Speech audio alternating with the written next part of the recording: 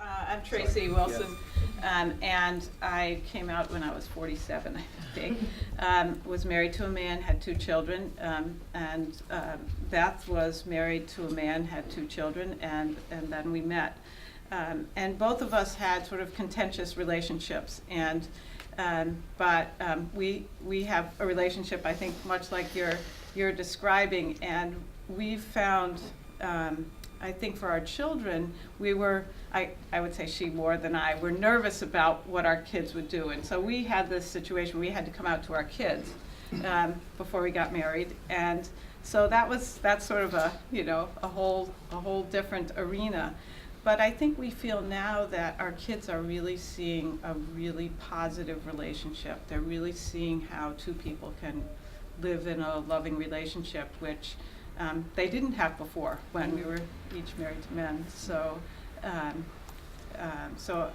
that's been sort of an interesting journey, I think, with the kids. And though the kids were a little resistant at first, now they're real champions. They're real champions of LGBT rights. And whenever anything happens, they're texting us and supporting us. And so that's been a really interesting journey, I would say. But your How old are your comments kids now?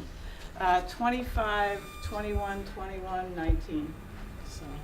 So they were, when we got together, they were teenagers. They were like 13, 13,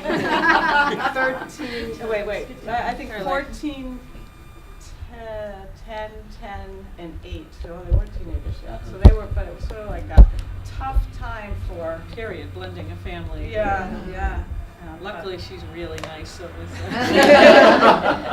it's good. And if I could just one quick coming out story is the kids, which I was so nervous about telling my kids, and my college roommates and my sisters had taken me aside at various times and you're gonna wreck your kids.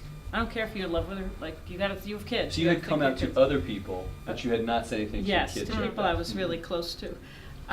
So I'm thinking, how am I going to tell my kids? How am I going to tell my kids? And I'd found this incredibly welcoming church named St. Patrick St. Anthony, and our kids lived through that horrible minister that comes around, Fred Phelps. And a priest had told them, these people outside, don't pay attention to them. They're going to try to rile you up, but that's just because they're full of hate and you're full of love. And so we went to this incredibly welcoming Catholic church. I'm like, here's what I'll do. I'll take them to church, and then we'll go to Yankee Candle, because I'm a preschool teacher. I know that when kids are strapped in and you're on the highway, they can't jump out, and it's easier to talk. So I'm driving and they're strapped in back. I can just feel myself leaving St. Patrick's Anthony. As soon as I got on the highway, I said, I have something to tell you. Tracey, our neighbor, we'd spent a lot of time together. We were together long before we told the kids. I said, I'm in love with her. And at that moment, Caroline began a scream that lasted 4 exits. It just was a scream, no, just blood curdling. And they both sort of screamed at me till we got to Yankee Candle, at which point I'm a single mother with a mortgage in West Hartford, living on $35,000. I spent $350 at Yankee Candle. Okay.